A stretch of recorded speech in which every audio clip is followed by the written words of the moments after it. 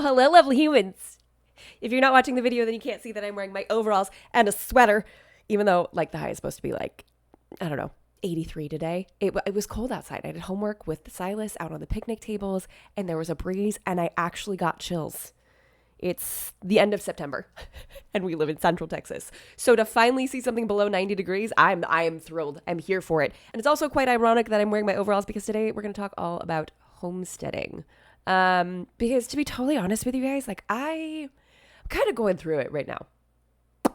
And I don't know if it's just situations with work. And I get very swirly in my own head. So it's been really hard to kind of stick with the 3 uploads a week over these last 2 weeks because of the work situation that's going on. And maybe one day I can talk about it, but today's not that day. So, you know, on those days when you're just kind of feeling like meh, you know, and you're like, I want a cozy show. I want a bowl of mashed potatoes. I want an iced latte that tastes exactly perfect. And I just want to return to something that feels cozy and feels like home. And that for me is homesteading. Like I love our little homestead. So if you'll indulge me today, I just need to talk about something that's fun and exciting and also actually really stressful and really expensive. But just for my soul's sake, you know? So without further ado, let's just jump right on into it. All right, this 5-star review comes from MBS96. I discovered Jamie when I was planning my own wedding on a budget. Something in her personality just made it feel like she was just a friend helping me out and walking me through it. Once my wedding was over, I was so sad to leave her videos behind, but then I found her personal channel and finally a podcast has come. So excited to continue listening. You are inspiring and I love having your voice around. I'm so glad because I can't stop talking. So if you're around, you don't get a choice. All right, MBS, you're adorable.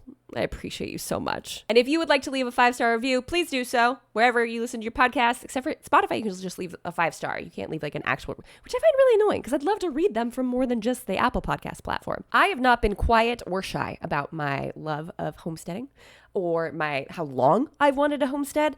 So growing up, I grew up in Southern California in Orange County specifically, which is, the one with the shows. And we had one. Well, technically we had 2 dogs growing up. The first one, the golden retriever that we had to return to the breeder because she ripped up our sprinkling system twice.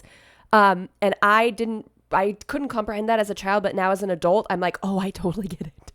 I get why my parents got rid of her. So we didn't have her for I think it was like less than a year. And it also worked out because the breeder actually had lost their dog. So it was sweet to have a piece of their dog come back to them. Any hoodles. And then we had a black lab who was I loved that dog to pieces, but we didn't really grow up with animals. And for a long time, I was like, I'm going to be a vet. And I watched Laura Ingalls Wilder and I'm like, I want a milk cow one day and I want to ride horses and blah, blah, blah, blah, blah. I've always been pretty obsessed with animals. And so I meet this incredible man named Elias. And he actually grew up with these animals. He grew up on about 3 acres with horses and goats and chickens and all of that fun stuff. So for me, I was like, heck yeah, dude. You want to do that again? He's like, absolutely, I do. And I've also always had a love for you guys know that I love antiques. I love going antiquing. I love thrifting. I love finding old things and using them for the exact purpose. Like one of the greatest thrills in life that I have, and this is so lame. This is so lame. You're totally allowed to laugh at me, is getting antique wooden spoons and using them in everyday cooking. Like I just think whoever made those is probably tickled pink that I'm using the spoon that they made like 100 years later, which most people would be like, don't use it. It's an antique. I'm like, no, that's what it's there for. I like finding, old crocks to store things in. I find it very romantic. And so with all of that coming together, a history of loving animals and not getting to have any of them or like only one, rude. And then meeting a man who did this growing up, as well as kind of loving old timey things in general, it just made sense that homesteading would be on our radar. So when we moved out to Texas, we were hoping really that we could have a little bit of property. We got chickens right before we left California, but unfortunately 5 of the 6 were roosters, I think. So that didn't go as planned for us. And it was like this tiny little backyard in suburban Murrieta. Like it just was not, we were trying on a very small scale. But I think 2020 was a really big wake up for us when there was like food supply chain issues. And we went, that's not something we want to deal with. I don't like not having this. So all that converged together. And that was actually one of the huge reasons that we left California was we wanted land so we could have animals to have the homesteading experience and to provide for our family. Like we wanted all, we loved we were buying everything that a homestead was selling. You know what I'm saying? So within 3 months of moving in, we had 5 baby goats. Oh, they were so cute. They were so tiny. I have a whole reveal video on my channel about it. That was one of the stipulations. Is the girls had actually been asking for a goat for a really long time. They wanted it in our backyard in Marietta. They're like, it'd be fine. It would eat our grass, you know? Like you wouldn't need to mow because it would just mow for us. So part of the deal with us moving to Texas was we told them that we would get a goat. Now, of course, we did a little bit more research and realized they are deeply, deeply hurt animals and you cannot have just one of them. So we got 5.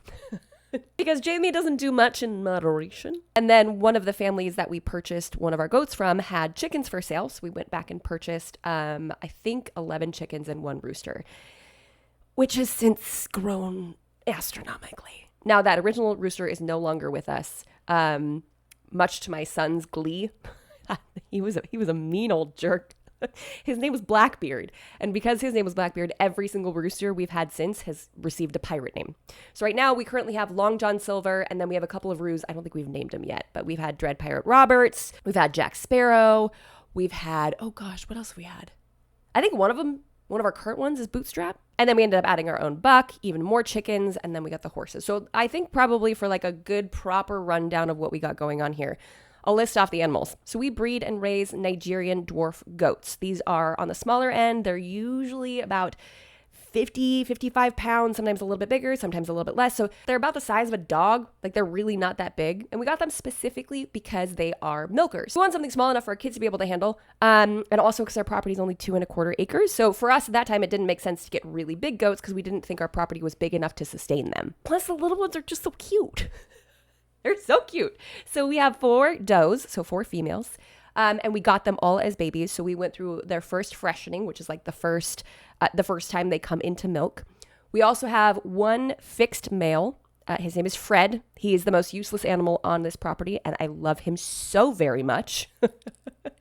And Fred is what is called a wether. So he's I would say snipped, but it was technically a rubber band, and we did it ourselves. It was fine. It actually was not as traumatizing as I expected it to be. It just was interesting, to say the least. And we had to fix him because we got him with his sister. Actually, when we first got him, he was really poorly, like not doing well. So there were 2 that we got as bottle babies, which I have learned since is not a great thing. It's better for the babies to be raised on the does, and we have not sold any bottle babies ourselves. But for our intro experience, it was very cool, right? There's something really fun and charming about bottle feeding baby goats. So because Fred was so poorly, I actually got him back on the bottle, and that is when him and our bond became like this. If you can't see it, you can feel it in my voice. That dumb animal, I love him so much. Literally useless, can't breed. The only thing that he can do is eat.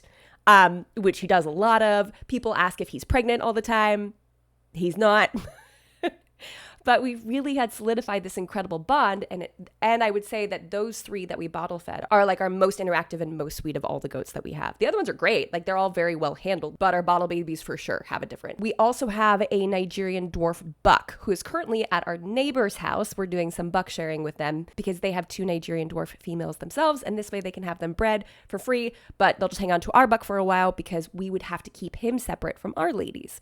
Nigerian dwarfs cycle once every 28 days or so. Not all goats do this. A lot of goats only come into rut like deers do, in the fall. But this specific breed, no clue why, they cycle monthly. So we have to have him away from the does for a certain period of time to make sure that they don't get pregnant. We try to make sure they only get pregnant once a year. So once they become pregnant, then he just stays with them, and he can be with them for about 6 months. A Nigerian dwarf's pregnancy lasts for 5 months, so like 145 to 155 days. So he can stay with them all throughout that time. And then we let him stay for like a month after babies are born, and then we take him out before there's even a chance of the female cycling. So it does get to be a little complicated because, again, like I said, we only have 2.25 acres. So we have to find a spot to send him or hide him or put him some like elsewhere on the property. So to do the buck sharing means that whenever he's with us, he's doing his business, getting the job done, and then he will be with our pregnant does. So this transfer has worked out really nice. It's our first time doing this. And his name is Steve.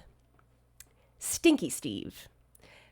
Male goats smell really bad because they pee on themselves as cologne. Real bad. If you ever see a yellow beard on a goat, it's not dirt, friend. No, that's pee. Yep. And we knew this, and we had the option of renting a buck or buying a buck. And we're like, let's just buy one. We still love Stinky Steve. He's great. He's done really well. He throws out some beautiful babies. Not that the look is the part that matters, but yeah, we've been really pleased with having him. It's just, he's around for sure, especially when that wind hits just right. So I didn't even go through the names of the females. So we have Stinky Steve, got Fred, which is short for Alfredo, right? Because why not? Because he's white. All white. And then Fred's twin is Lola. Now, Fred and Lola are our only two without horns. Fred is naturally polled, Polled, which means he was born without horns. And Lola was disbutted, which means they use like a hot iron to press into the developing horns to keep them from growing any further. That is not a practice that we do here on our farm because, one, it scares me because it's a hot iron that you're holding next to a baby's face. Right? And two, because I think there's actually a lot of benefit of keeping the horns. It helps with temperature regulation. It helps with handling the animals. Some of ours have collars on them because they escape. Fred and Lola escape. All the two hornless ones are the two most devilish, which is so ironic. So they actually have collars on because, well, probably to help also because they don't have horns for us to grab onto, because horns can help us to kind of manipulate and move them around, especially when we're getting them on and off the milk stand. And then we have Cookie and Luna, and those two are half sisters, different moms, and those are our other bottle babies. And then we have Miss Rosie, and Miss Rosie has a weird extra nubbin. She got a little teat add-on. So she was a little interesting to learn how to milk at first because it was like, that's not normal. But she's been great for us ever since. As far as milk is concerned, we typically hover right around about half a gallon a day. And it starts off real hot in the beginning. And we only milk in the mornings. And we, it's called calf sharing with cows. So I guess it would be kid sharing with these mamas. So they have their babies on them all day until nighttime. And once they're 2 weeks old, we separate them at nighttime, and then we will take milk first thing in the morning, and then the babies eat off of them for the rest of the day. Which if you've ever seen a baby goat try to eat off their mom, if you've ever seen a baby goat try to nurse, the mom will just peace out sometimes. She'll just be like, you're done. And I was like, that's like 3 seconds. She's like, yeah, you're done. You can get more later, and just walk away. In fact, we got called from someone else who had goats that kidded for the first time. And she was like, she's just not letting them nurse. And I'm like, no, she is. She's like, no, she's not. I'm like, no, it's normal. It's fine. It's weird, but it's okay. And we choose not to milk at night, which means we will obviously get less. But this frees us up if we ever want to go somewhere or do something, which, we'll get to that, more of that, traveling with a homestead in a little bit. But we tend to stick right around a half gallon, and it will slowly taper off towards the end of the year. So we try to have kids, baby goats, born in March. That works really well for us. That's after the last frost, so we're not really worried about temperature for these babies. But it's not late enough in the year that it's really hot. So that means that we're doing breeding in October. So we're a couple weeks away from getting Steve back from our neighbors and getting him back in with our females. So now that they've freshened, they exclusively feed their babies for 2 weeks. All day, all night, no separation at all whatsoever. Because we want them to establish, I'm a breastfeeding mom still.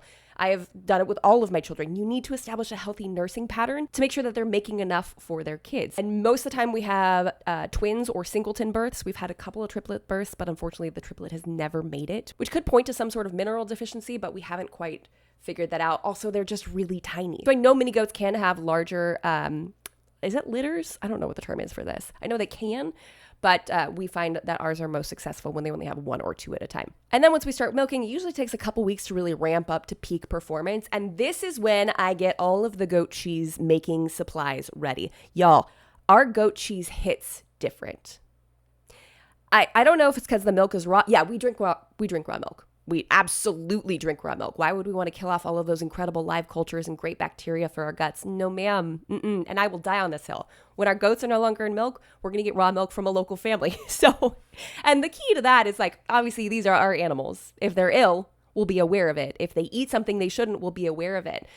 So it's not like we're just blindly going out there sourcing it on the black market. We are carefully paying attention to the animals in front of us. So I think the fact that the milk is raw makes the goat cheese taste so much better. And I actually will drain it up a decent amount, so it's pretty crumbly.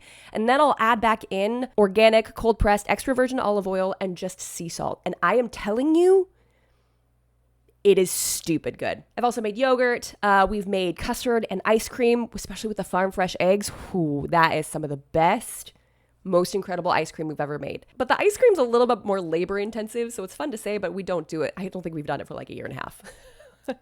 Goat cheese all day, baby. Realize I'm sharing a lot more about the goats than I thought I would. Listen, I love those little buggers. We also practice something called regenerative agriculture, which is, you hear all those hipster words in there. We try to be really sustainable with our property. One, we want to be as cheap as possible, are a lot more affordable. So with rotational grazing, we rotate the animals. They don't stay in the same spot for longer than 2-3 weeks or until they've eaten the grass and or bushes or vegetation down past a certain point. Then we'll rotate them to the next section. Now, there are a ton of benefits of doing this, and I can't profess to know all of them, but a couple of benefits that we have here is because they're only there for a certain amount of time. They're not overloading the soil with all of their droppings and stuff. Right? We are not overly saturating that area to the point where it's over fertilized. We're giving it just enough and then moving them on. The second benefit for that, especially when you have grazing animals, ruminant animals like this, is, they're eating off the ground that they're going to the bathroom on. And this is just like prime time for worms. So if you don't practice rotational grazing, like we don't with the horses, we don't have enough space for that. So they do have to be on a deworming schedule. When they are on a deworming schedule, when that poop falls to the ground, it will actually kill a lot of insects. I don't know if it's just those that can come in contact with it or the worms that come up into it to like try to break it down to help it decompose. So we have to stay on a schedule with the horses because we can't rotate them and we can't trust whether or not they are going to get worms from their enclosure, right? But remember, this is very common practice. This is what most people do. They just have their animals on a regular rotation of deworming. But it's just not good for the soil. So because we rotate them, we're fertilizing the land just enough, and we don't have to deworm our animals as often. In fact, I'm pretty sure in our almost 4 years of goat ownership, we have only dewormed once. That's not to say that it might not have needed to happen with a little bit more frequency, but we pay attention to the texture of their poop. And goat poop is just like rabbit poop. So it's like little tiny pellets. And you'll know real quick if the goat has worms or not, because it's completely different in texture. I also think that lends to a better tasting milk.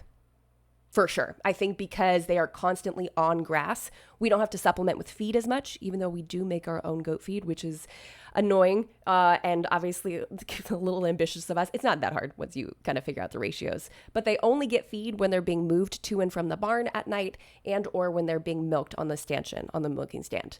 So, and then we will supplement with coastal hay as needed. Occasionally alfalfa for the mamas if we feel like they just need a little extra oomph. But this whole rotating process, this whole moving them around, gets them a variety of nutrients from all the different greens that they're eating, so we don't have to spend as much on feed. So with all this into account, the biggest downside of this is time. It just means that we can't just open a door and just let them out. We can't just swing open a gate and let them go run. We have to intentionally move our electric fencing every couple of weeks to get them into new pasture, which honestly, I mean, it could be like an hour-long process, but it's just exhausting to think about it. So that is a major downside. Also, electric fencing sucks. And there's an old saying that Elias was told forever ago, once a goat gets out, you got to cull it. And cull it means handle business. Just fill the freezer. Because goats are smart. And once they figured out how to get out of it, well, then they're not going to stay in it. So you remember earlier when I was talking about the two hornless ones being the most devilish? We actually have Lola and Fred out on leads on the property, just like staked to the ground, where they've got plenty of room, access to water, access to shade. But this way they can just walk around instead of jumping out of the electric fence enclosure where all the other ones stay. All the other ones, just those two are they're adventurous. So that's the goats. As always, if you're watching the video version of this, there's a fly in here. As always, if you're watching the video version of this and you have more questions, just drop them in the comments below. Y'all know I'm obsessed and I love these animals and I love talking about them. So I don't mind doing a bajillion more episodes about them. Moving on to chickens. We got a lot of those. I think our current count is like 35. It's hard to count them because we may have accidentally left the chicken coop door open. Kids, If you missed it, there's been lots of drama surrounding our animals and surrounding one particular couple that absolutely hates our guts, complaining to the city over and over and over again. And one of the things was free-range chickens. even though I can probably point out 5 houses within a tennis ball's throw of us, which, I mean, aggressive tennis ball throw. You know, like a tennis ball through the like shooting machine, one of those. 5 houses with free-range chickens, including the house right next door to the mayor that has free-range chickens. But there is an ordinance in our city that says we cannot. So unfortunately, sometimes when the coop door gets left open, it's actually a chicken tractor. So it's like a mobile chicken house on wheels. It's 10 by 20. So it's pretty big. Like that thing's heavy as sin. You know what I mean? So sometimes when that door gets left open, it just kind of messes stuff up a little. So it's hard to count them. But we have mostly dual purpose birds. Dual purpose birds are raised for meat and eggs. The reason that we do this is should we ever need to cull or thin out our flock, we want to make sure that we've got some beefy boys in there. We do have a couple of leghorns, which are specifically like heavy layers. They're super skinny, but they lay like crazy. And that's the breed that produces the white eggs that most people get from the grocery store. Leghorns, super skinny, white bird, lays white eggs, and they're very, very consistent. They're very dependable. So our one full-grown rooster that we have right now is a leghorn. So any babies we get out of them are going to probably be pretty proficient layers. However, they're probably not going to be really heavy, which if we want to do meat birds, we have in the past. We've done broilers, which is a Cornish cross. And for us, I mean, I would consider doing it again, to be totally honest. And that's raising up your own birds and then processing them yourself and then putting them in the freezer. It was definitely a sobering venture for sure. And it was not something we took lightly, but there was something about it that we felt one bad day. They had one bad day here and a whole slew of incredible days. Whereas, you know, meat birds raised in, you know, traditional industrial ag are probably not going to see grass like ours did. And I don't say that to depress anyone because like we still get chicken from the grocery store. You got to eat. You got to get that protein in. I completely get it. But for us, if we were going to raise in our processed birds, we wanted to make sure that they had an incredible life. So we've done that now with chickens and we've done it with turkeys. I will never do turkeys again. They are dumb. They are as chicks, they were so smart. As adults, they weren't even near processing age, and one of them just like broke its leg, and then it couldn't move. I can't even fathom the turkeys. I will not do those again.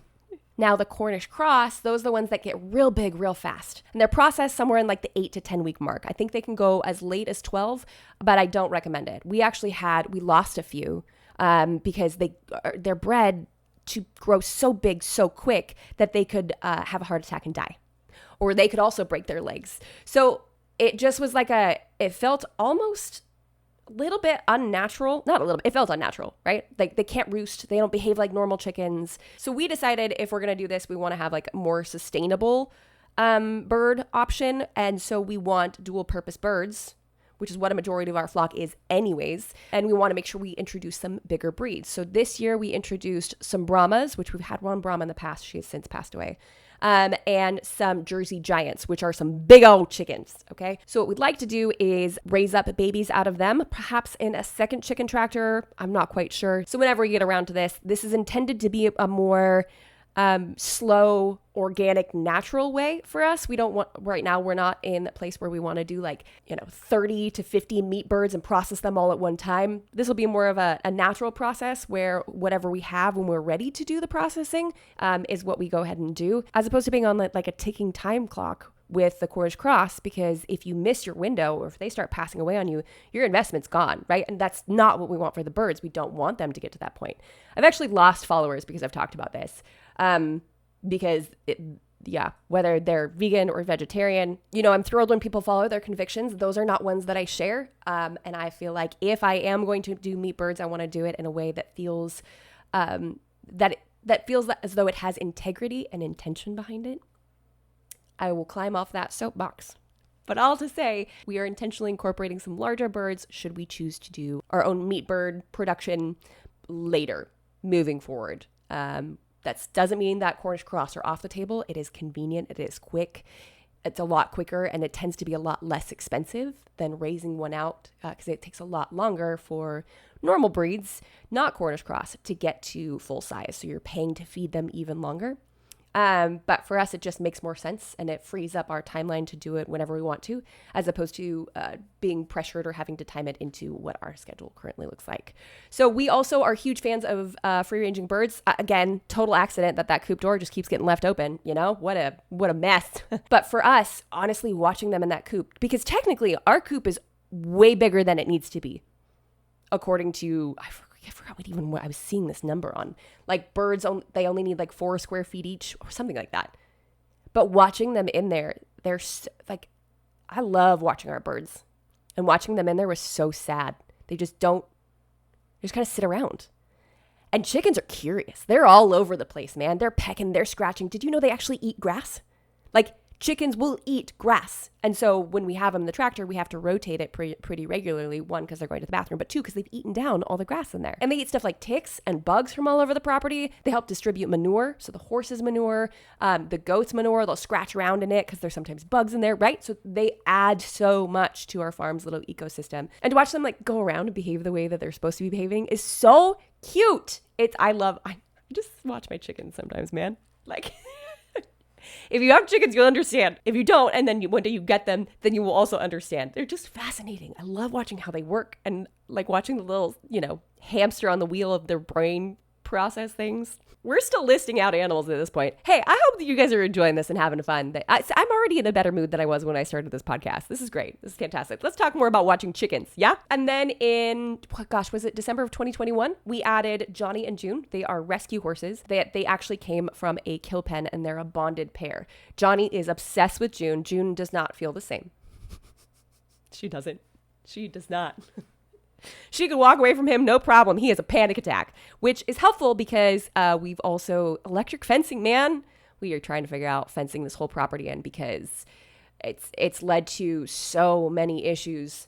And I would say that's definitely the most frustrating part of homesteading is if you don't have proper fencing, you will run into so many problems. Like our goats getting out, jumping on the highway. Yeah. Our horse getting out onto the highway because something happened with the electrical fencing and it wasn't working properly, or she found a weakness and like slid underneath it. Because technically both of our horses are ponies by English standards. And then technically June is just tall enough to be a horse by Western standards. So they're not that big. They're tiny little things. They're definitely much smaller than a lot of typical horses. So we've just run into so many issues with that. And then foolishly, I say foolishly, but we didn't know. We didn't know. We had June on a lead. And somehow the plastic had moved off of the cable cord that was protecting it and cut open the back of her foot. And when I tell you, I thought I was going to puke. I felt so sick to my stomach. Got the vet out here. She's like, it's totally fine. It's not a big deal. But because we don't have proper fencing, we run into issues all the time. Like, oh, shoot.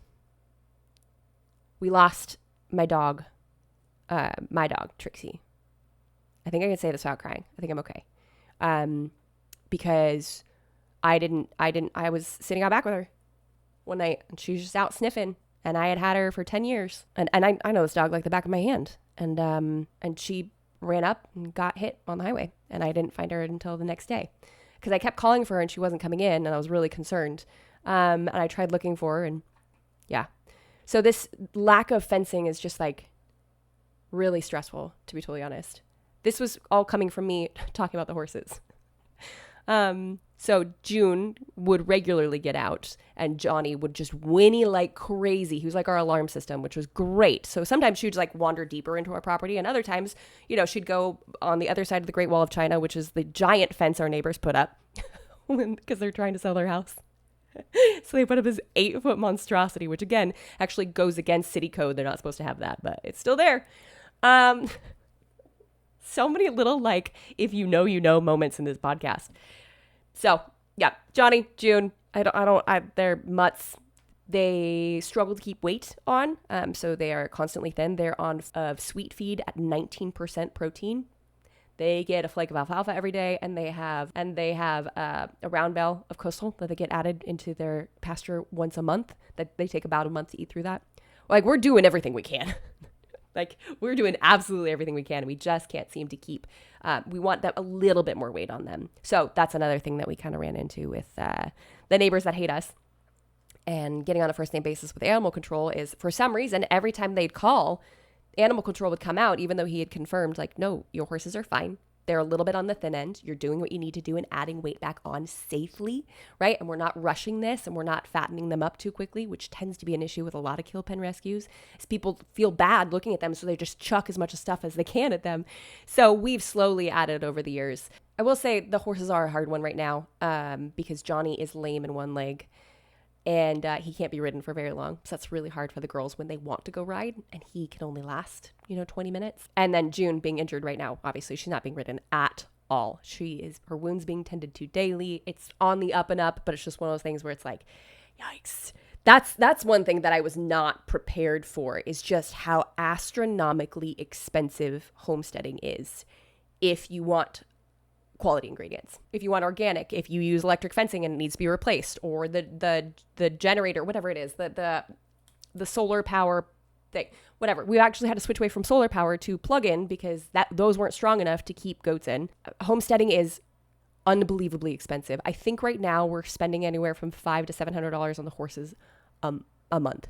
Like, that's saying that out loud. I'm like, oh my gosh, that's a lot, especially for horses we can't ride. June is obviously temporary, but Johnny, we can't really take him very far. So yeah, I mean, it's definitely from the outside, it's pretty dreamy, and I love it, and I love being here. And that's the great part about this, is because we don't go on vacation. I alluded to this earlier, but one of the things that's really hard about homesteading is finding someone that can come in and watch the animals. Is just being able to leave. I mean, I've already mentioned all those animals. I haven't mentioned the domestic ones. We've got barn cats, several of them. Which those ones are just they're fine. They're self-contained. They're good. As long as they've got food and water, they're fine. But we also have 4 dogs. So Ted, our Great Pyrenees, lives with our goats during the day and with our chickens at night. And so he is rotated back and forth between those. Another issue that is presented when we don't have a front fence is we have to manually move him back and forth at morning and night so he can stay where he is most needed. If we had full fencing, he could just have free roam of the property. Although he has gotten to a few chickens. He was trying to play with them, and he played a little too hard. So, yeah. He's an interesting one. We've heard it takes about 2 years, up to 2 years for them to be fully trained. So we got a year in him already. We'll see how the next year goes, especially once we get proper fencing in, because we don't want to be losing our birds, because he doesn't eat them. He just plays with them. It's not a hunting instinct. It's just I'm bored. And then we've got 3 border collies, which are just as intense as they sound. Bonnie is our female. Clyde is our male. And we got both of them for the purpose of breeding. We do not do that anymore. Clyde was fixed rather quickly after our second litter of collies. I was like, we're not doing this. This is complicated. This is stressful. And it was really hard to move the pups because they are papered. Bonnie comes from a championship line. She is incredible with the stock. Even if we don't know what we're doing, the instincts in that dog, we literally had someone fly in from New Mexico to come pick up a puppy because her lines were so good. I'm not kidding. She is an incredible specimen of a dog. But we think that our neighbors were flagging our posts. Because even though they're livestock dogs and we had every right to be selling them on Craigslist, they kept getting removed. So it just was one of those this neighbor has caused a ruckus in a lot of places in a lot of ways. So we tried our hand at that, and I will be the first to say that I was really naive going into it, and there is so much I would change doing it again. She was a great mom. Pups all went to great homes. Next time I think I would want to do some testing on both parents before we even proceeded. Yeah, among other things. So I don't recommend just jumping into breeding a dog. Because even if the lines are incredible and they are both papered and they're both great on paper and they're great in real life and they're fantastic animals, that was my bad. But we did end up keeping one of their pups named Pepper. She is our little redheaded child, and she is the girls' dog. So she sleeps in the girls' room with them, and she's just like a little weasel fox. I think she's 35 pounds. She's so tiny. She is so tiny, and they're all smooth coat collies. So most people, when they think of border collies, they think of the longer fluffy hair. That's a rough coat. Ours are smooth coated, which means they're short hair. They're fur length is that of a lab. So much shorter, but not as short as a pit. So leaving with all of the animals outside, not only would someone need to know how to milk, but they need to move Ted every day twice a day. Collect the eggs. The chickens are obviously pretty self-contained if they have food and water. The cats are pretty fine. The horses, June needs to be locked up in a stall every night so she doesn't escape. And then the collies, need to go outside several times a day. They're pretty mellow. They're all crate trained, but they do have to get some of that energy out. So they will go out. They will run in the backyard. So to think of leaving someone with all of that is like a lot. Like a lot. And to get the right person would be expensive. To get someone who knows how to milk and who probably, would need to stay here unless they were super local. That's one of the biggest downsides, I think, of having a homestead is we get all of this incredible stuff from our animals. Great eggs, delicious milk. They really, not to mention they're just so delightful. I just love watching them. I love having a homestead. But that does mean that we don't really get to leave. Ever. I don't remember the last time we took a vacation. I think the last time we all went on vacation was, we did a weekend trip up to Fort Worth, February of this year. Yeah. But last time we went on vacation was my brother's wedding in March of 2021. So we don't get out much. Okay. I'm going to go ahead and stop here, guys, because I've been recording for almost an hour. And this sweatshirt is really, it was a great idea. I'm wearing one of my merch sweatshirts. It's the Sergeant Wolfer's Lovely Humans Club band. If you have not gotten merch yet, you need to go do that. But just maybe don't wear it in your office when it's 80-something degrees outside. Okay? In your poorly ventilated office. I'm sweating right now. It's bad. Okay. This is going to be a long one. Should I separate this into two? I might need to separate this into two, guys. This is really, really long. So that's what we have for today's episode, guys. Thank you so much for watching, and I'll see you in the next one. Bye, guys.